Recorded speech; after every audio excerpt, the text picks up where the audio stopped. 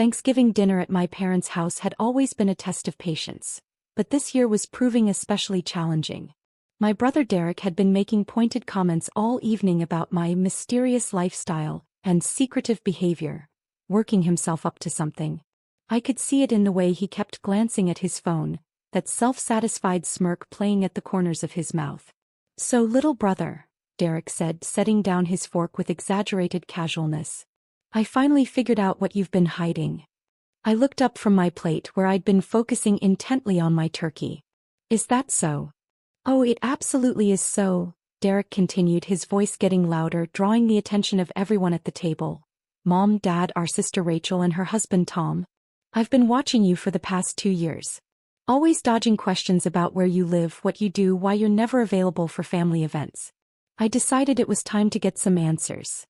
My hand tightened slightly on my fork, but I kept my voice level. "Derek, what did you do?" "What I should have done a long time ago," he announced, pulling out his phone. "I followed you home last month. Watched which apartment you went into. Then today, while you were on your way here, I paid your place a little visit." The table went silent. Mom's hand flew to her mouth. Rachel looked shocked. Dad's expression was harder to read, somewhere between concern and curiosity. "You broke into my apartment," I said quietly. "It wasn't a question." "Your door wasn't exactly Fort Knox," Derek laughed, starting to swipe through photos on his phone. "Took me maybe 2 minutes to pick the lock. And you know what I found? Your mysterious home office that you're always so secretive about." He turned his phone toward the table, showing a photo of overturned furniture, scattered papers, and open drawers. My stomach dropped, but I kept my expression neutral. "Ransacked the whole place," Derek continued, his smugness reaching new heights. "Went through every drawer, every file, every locked cabinet. You want to know what I discovered? Nothing. Absolutely nothing interesting. No secret business documents. No evidence of whatever shady dealings I was sure you were involved in. Just boring paperwork, a laptop with a password I couldn't crack, and some seriously paranoid security measures for someone who claims to be a freelance consultant." "Jesus, Derek," Rachel breathed. "You actually broke into his home?" "He's been lying to this family for 2 years." Derek shot back. "Mysterious phone calls. Sudden relocations. Never telling us where he lives. I had every right to find out what he was hiding." Dad cleared his throat. "Son, Alex, Derek does have a point. You've been very secretive. Can you blame him for being curious?" I set down my fork carefully, pulling out my phone. "Excuse me for a moment. I need to make a call." "Oh, here we go," Derek rolled his eyes. "Another mysterious phone call. Let me guess, you need to step outside to take it? Can't let the family hear your conversations." I ignored him, standing up from the table and walking toward the living room while dialing. The phone rang twice before a familiar voice answered. "Deputy Marshal Chin. It's Alex Morrison. Code Phoenix. We have a critical security breach at my safe house location. Subject's brother conducted unauthorized entry and search approximately." I checked Derek's photos, 3 hours ago. Multiple photographs taken. Unknown if location has been compromised to additional parties. The temperature in the dining room seemed to drop 20 degrees. I could hear Derek's smug expression faltering behind me. "Alex, are you in a secure location right now?" Chen's voice was instantly professional, alert. "Negative. I'm at the subject's family residence. The family is present, unaware of the situation. Do not move. Do not leave that location. I'm dispatching a team immediately." "What's the address?" I provided my parents' address, acutely aware of the complete silence behind me. "Team is en route. ETA 12 minutes. Alex, I need you to secure all individuals present. Nobody leaves that residence until we arrive. Is that understood?" "Understood." "And Alex, this is bad. This is really, really bad. You know what this means." "I know." I ended the call and turned back to the dining room. 6 faces stared at me with expressions ranging from confusion to dawning horror. Derek's smugness had completely evaporated. "Nobody leaves," I said calmly, returning to my seat. "U.S. Marshals are en route." "U.S. Marshals?"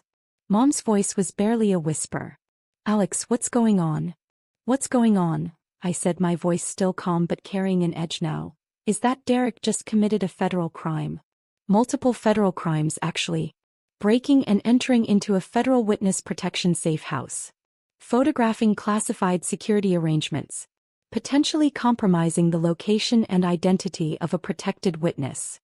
Derek's face had gone from red to white in seconds. Witness protection? You're joking. This is some kind of elaborate prank. I'm not joking, Derek. My name isn't Alex Morrison. It hasn't been for 2 years. I've been in the Federal Witness Protection Program since I testified against the Castellano crime family in a RICO case. That home office you ransacked? That was a federally maintained safe house with documented security protocols. Every drawer you opened, every file you photographed, every lock you picked, all of it was federal property and all of it was monitored. The color drained from Rachel's face. The Castellano family? Aren't they one of the largest organized crime syndicates on the East Coast? Yes, I confirmed. I witnessed a murder 2 years ago. Not just any murder. I witnessed Vincent Castellano personally execute a federal informant. I was working late at my accounting firm, happened to be in the wrong place at the wrong time. I saw everything. My testimony put Vincent and 6 of his associates away for life. Tom spoke for the first time, his voice shaky. Jesus Christ. Alex, or whoever you are, you testified against the mob. My real name is Marcus Webb, I said. I was Marcus Webb. Now I'm Alex Morrison, living in a federally protected safe house, with a completely new identity, because the Castellano family has $1 million contract out on my life. Dad had gone very still, his face ashen. Son, why didn't you tell us? Because that's not how witness protection works, Dad. The whole point is that nobody knows who you really are or where you really are. The marshals made an exception, allowing me limited contact with immediate family, but even that was conditional. You knew I'd relocated for work. You knew I had a new job. That was all you were cleared to know. But we're your family. Mom protested, tears starting to form. We had a right to know you were in danger. No, Mom, you didn't. Because the moment you knew, you became a potential security risk. Every phone call becomes a liability. Every family gathering becomes a tactical concern. The marshals advised complete separation, but I negotiated for limited contact because I didn't want to completely disappear from your lives. Now I'm realizing that might have been a mistake. Derek found his voice again, though it came out strangled. I didn't know. How the hell was I supposed to know? You weren't supposed to break into my home, Derek.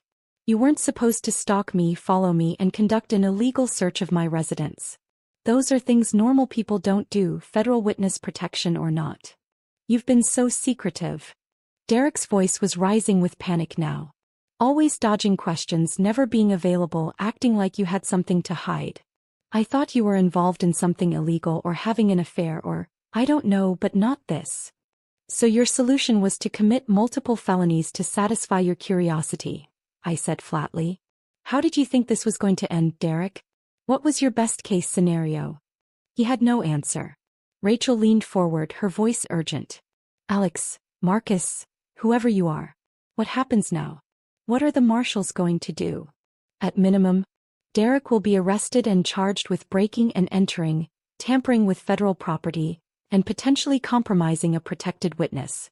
Depending on the prosecutor, he could be looking at 5 to 10 years in federal prison. The photographs on his phone will be seized as evidence. His electronics will be forensically examined to determine if he shared the information with anyone else. He's your brother. Mom cried. Surely you can explain that he didn't know, that it was just a misunderstanding. Mom, there's no, just a misunderstanding in federal witness protection. Derek broke into a safe house that's part of an active protection program. Even if he genuinely didn't know what it was, the security breach is real. The marshals have to assume the worst-case scenario, that the location is now compromised, that my identity might be exposed, and that the Castellano family could learn where I've been living. But he wouldn't tell anyone. Dad insisted. Derek, tell them you haven't told anyone about this. Derek's silence was damning. Derek. Rachel's voice was sharp. Derek, who did you tell? I might have mentioned it to a few people, Derek admitted, his voice barely audible. I was excited about finally cracking your secrets. I told Sarah. Your girlfriend who posts everything on social media, I said, my voice cold. And maybe Jake and Chris at the bar last week. But I didn't give them the address or anything specific. I just said I'd figured out where you lived and was going to check it out. I closed my eyes, feeling the full weight of the situation settling over me. Derek, do you understand what you've done? You told multiple people that you'd located your brother who'd mysteriously relocated 2 years ago. You told them you were going to break into his apartment.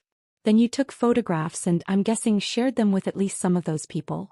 Derek's continued silence was answer enough. Sarah, Jake, and Chris, I continued. 3 people who now know that Alex Morrison, who lives at a specific apartment complex, is somehow connected to Derek Morrison's mysteriously relocated brother. How long do you think it would take a professional investigator, or a professional hitman, to connect those dots? I didn't mean, Derek started. It doesn't matter what you meant. I snapped, my composure finally cracking slightly.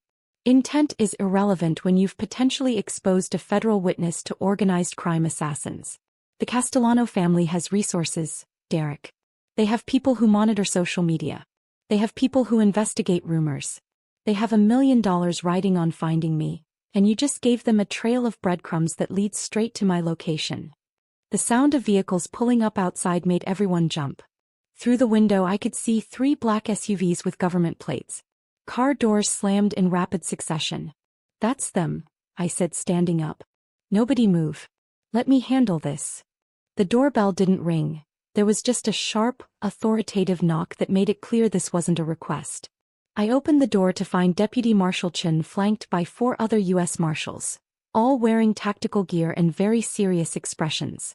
Deputy Marshal Chin, I greeted him. Alex.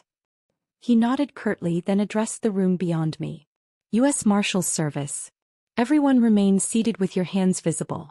We need to secure this location and question everyone present. The marshals filed in with practiced efficiency. 2 immediately moved to secure the exits. Another began photographing the scene. Chin approached the dining room table where my family sat frozen. Which one of you is Derek Morrison? Chin asked, though his tone suggested he already knew. Derek raised his hand shakily, just like he had when he was a kid being called on by a teacher. That's me. Mr. Morrison, I need to see your phone. Now. Derek handed it over without protest. Chin scrolled through the photos, his expression darkening with each swipe.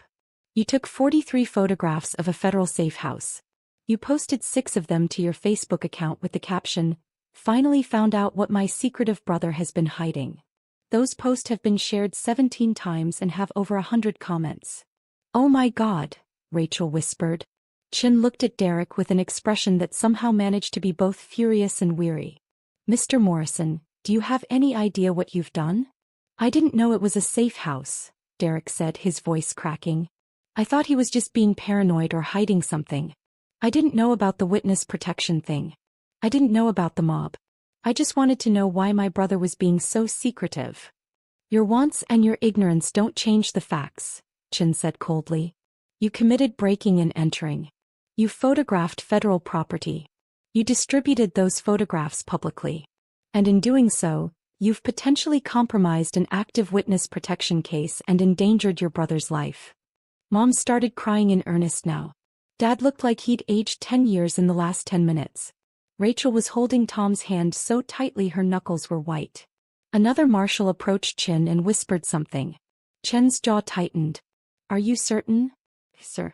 The social media posts have been picked up by at least 3 true crime forums. One user has already identified the apartment complex based on visible details in the photos. Chin turned back to Derek. Derek Morrison, you're under arrest for violations of federal law, including breaking and entering of federal property, tampering with witness protection security measures, and reckless endangerment of a protected witness. You have the right to remain silent. As Chin read Derek his rights, another marshal approached me. Alex, we need to move you immediately. This location is compromised. We're implementing emergency relocation protocols. How long do I have? 20 minutes to grab essential items from your current safe house. Then you're being moved to a secure facility until we can arrange a new placement. Your current identity is burned. We'll need to start over with a new name, new location, new everything. I nodded, having known this was coming the moment I understood what Derek had done. What about my family? They'll be questioned, their electronics seized for examination, and they'll be under surveillance until we're certain the Castellano family hasn't made contact. If we determine there's a credible threat, they may need protective custody as well. Rachel found her voice. Protective custody? We're in danger now too. The marshal turned to her. Ma'am, your brother posted photographs of a federal safe house on social media. Those posts have been shared and commented on extensively. It's possible that the Castellano organization has already seen them. If they decide to use your family as leverage to find Alex, Marcus, then yes, you could be in danger. This can't be happening, Mom sobbed. This is Thanksgiving. We're supposed to be having dinner. This can't be real. Mrs. Morrison, Chin said, his voice slightly gentler now. I understand this is overwhelming. But I need you to understand the gravity of the situation. The Castellano family is not a group of petty criminals. They're a sophisticated criminal organization with resources, connections, and a very strong motivation to find your son. Vincent Castellano is serving 3 consecutive life sentences because of Marcus's testimony. His brother, Anthony Castellano, has publicly sworn revenge. The $1 million contract on your son's life is very real, and the people who want to collect it are very dangerous. What happens to Derek? Dad asked, his voice hollow. That depends on several factors, Chin replied. His cooperation with our investigation. Whether the photographs he took and distributed lead to any actual security incidents. Whether your son's new location is compromised as a result of this breach. At minimum, he's facing federal charges that carry substantial prison time. At maximum, if anything happens to Marcus as a result of this breach, Derek could be charged as an accessory to murder. Derek made a strangled sound. A female marshal was already cuffing his hands behind his back. Derek, I'm so sorry, Derek said, looking at me with genuine terror in his eyes now. I didn't know. I swear I didn't know. I was just angry that you were shutting us out. I thought you were being selfish or hiding something bad. I never imagined. I know, I said quietly. But knowing you didn't intend this outcome doesn't change the fact that it's happening. You made a choice to break into my home. You made a choice to photograph it. You made a choice to post those photographs publicly. Every one of those choices led directly to this moment. What happens to you? Rachel asked me, tears streaming down her face. Do we ever see you again? I don't know, I admitted. The marshals will have to assess the risk level. If they determine that continued family contact is too dangerous, then no. You won't see me again. I'll simply disappear, and Alex Morrison will cease to exist along with Marcus Webb. That's not fair, Mom protested. You witnessed a crime. You did the right thing by testifying. Why should you be punished by losing your family? Because the alternative is being dead, Mom. The Castellano family doesn't forgive and they don't forget. I knew the risks when I agreed to testify. I made peace with potentially losing everything 2 years ago. I'd hoped I could maintain some connection with all of you, but Derek's actions tonight have made that impossible. The marshal who'd been talking to me earlier returned. Alex, we need to move. No. Our surveillance team has picked up unusual activity near your safe house. We can't confirm it's Castellano related, but we're not taking chances. I nodded, then looked at my family one last time. Mom was still crying. Dad looked broken. Rachel was holding herself together, but barely. Tom just looked stunned, like he couldn't quite process what was happening. And Derek, now handcuffed and flanked by marshals, looked like his entire world had collapsed. I'm sorry, I said to all of them. I'm sorry I couldn't tell you the truth. I'm sorry my situation has pulled you into something dangerous. And Derek, I looked at my brother directly. I'm sorry that your curiosity and your inability to respect boundaries has led to this. I hope you understand eventually that this isn't something I'm doing to you. This is something that's happening because of choices you made. Please, Derek whispered. Please don't let them take me. I'm your brother. You were my brother when you decided to break into my home, I said, my voice steady despite the pain in my chest. You were my brother when you posted those photographs online. You were my brother when you told multiple people about your plans. Being my brother didn't stop you from doing any of those things. It doesn't erase the consequences now. Chin gestured to the marshals holding Derek. Get him out of here. Take him to the field office for processing. I'll be there shortly to conduct a full interview. As they led Derek out, he twisted to look back at me one more time. I'm sorry. I'm so sorry. I didn't respond. What was there to say? After Derek was gone, Chin addressed my parents and Rachel. All of you will need to come to our field office to provide statements. Your phones, computers, and any other electronic devices will be seized for examination. You'll be asked to provide detailed information about everyone Derek might have told about this situation. Do you understand? They nodded numbly. We'll also be placing surveillance on your homes and monitoring your communications for the next several weeks at minimum. If anyone contacts you asking about Alex Morrison or Marcus Webb, you report it immediately. If anyone you don't know starts showing unusual interest in your family, you report it immediately. If you notice anything suspicious, anything at all, you report it immediately. Your lives may depend on it. Deputy Marshal Chin, Rachel said, her voice shaking, is my family really in danger? Is this really as serious as you're making it sound? Chin looked at her with an expression that was almost sympathetic. Ma'am, I've been with the Marshal's Service for 15 years. I've worked witness protection cases that whole time. The Castellano family is one of the most dangerous organizations we deal with. They've killed federal witnesses before. They've killed witnesses' family members before. They've killed people who were even tangentially connected to cases against them. So yes, this is really as serious as I'm making it sound. Maybe more serious. He turned to me. Alex, we need to go. Your escort is ready. I looked at my family one last time. I love you all. I'm sorry it ended like this. Take care of each other. Mom stood up, moving toward me, but a marshal gently intercepted her. Ma'am, please. We need to move the witness immediately. Please, Mom begged, looking at me. Please be safe. Please don't disappear forever. You're my son. I can't lose you. I'll be as safe as the marshals can keep me, I said. But Mom, you need to prepare yourself for the possibility that you might not see me again. Derek didn't just compromise my location, he compromised everything. My entire identity might need to be buried and rebuilt from scratch. Chin put a hand on my shoulder. Time to go. I followed him out to one of the SUVs, flanked by armed marshals. As we drove away, I looked back at my parents' house, watching my mother collapse into my father's arms on the front lawn, Rachel and Tom standing helplessly beside them. In the SUV, Chin handed me a tablet. We need to start documentation of everything you remember about the safe house setup, your routines, anyone who might have seen you regularly. We're also going to need a complete list of everything Derek had access to. He photographed everything, I said. Every room. Every drawer he opened. All the security measures I'd installed. We know. We've already started analyzing the photos. The good news is that most of the security measures aren't visible in the images. He didn't know what to look for.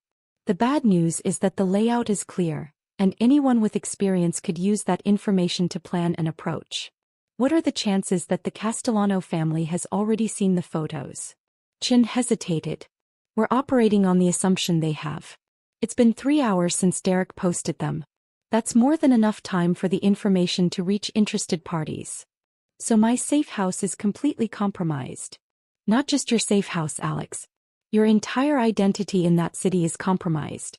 Every place you regularly visited, every person you interacted with, every routine you followed, all of it has to be considered burned. We're starting over from scratch. I nodded, feeling the weight of what that meant. 2 years of building a life, creating an identity, establishing routines. All of it gone in a single afternoon because my brother couldn't respect boundaries. What happens to Derek? I asked. That's up to the federal prosecutor, Chin replied. But between you and me, he's looking at serious time. Breaking and entering of federal property alone is 5 years. Add the witness protection violations, the security breach, the social media distribution, he could be facing 10 to 15 years, easy. If anything happens to you as a result of this breach, those charges escalate significantly. He didn't know what he was doing. Doesn't matter. Ignorance isn't a defense for federal crimes. He made a conscious choice to break into your home. He made a conscious choice to photograph everything. He made a conscious choice to post those photographs publicly. Every single one of those choices was illegal, witness protection or not.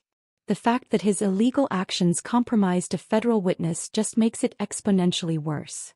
We drove in silence for several minutes before Chin spoke again. For what it's worth, Alex, I'm sorry. I know you negotiated hard to maintain family contact. I know how much it meant to you. This is a worst-case scenario. It is what it is, I said. I knew the risks. I just didn't expect the threat to come from my own brother. Family is often the weakest link in witness protection, Chin said. Not because they're malicious but because they don't understand the stakes. They think they have a right to information, a right to know where you are and what you're doing. They don't grasp that those rights can get you killed. My phone buzzed. The encrypted phone the marshals had provided. A message from the relocation team. Apartment clear. Packed essentials. Ready for transport to temporary facility. That's that then, I said. Alex Morrison is officially dead. We'll create a new identity for you, Chin assured me. New name, new location, new background. We'll do everything we can to keep you safe. I know you will. You've been good to me, Chin. I appreciate it. Just doing my job, he said, but there was something almost warm in his voice. Though I have to admit you're one of the better witnesses I've worked with. Most people in your situation would be falling apart right now. You're handling this with remarkable composure. Falling apart won't change anything, I said. My brother made his choices. I made mine when I agreed to testify. Now we both live with the consequences. As we drove toward the secure facility where I'd spend the next few weeks while the marshals arranged my new life, I thought about Thanksgiving dinner. The turkey that never got eaten. The family gathering that ended in handcuffs and tears. The brother who'd thought he was uncovering secrets and instead destroyed lives. Derek had wanted to know what I was hiding. Now he knew. And that knowledge had cost him his freedom, endangered our family, and erased whatever relationship we might have salvaged. I wondered if, years from now when he was released from federal prison, he'd think it was worth it. If his curiosity had been satisfied. If he'd learned anything from the experience. But mostly I wondered if I'd ever see any of them again. My mother's tears. My father's broken expression. Rachel's fear. Tom's shock. Those images would be the last memories I had of my family as Marcus Webb. Tomorrow I'd wake up with a new name in a new place with a new life. And Derek would wake up in a federal holding cell facing a decade or more in prison. All because he couldn't respect a locked door. The consequences of Thanksgiving 2024 would echo through our family for years to come. But at least I'd still be alive to remember them. That was more than Vincent Castellano's informant could say.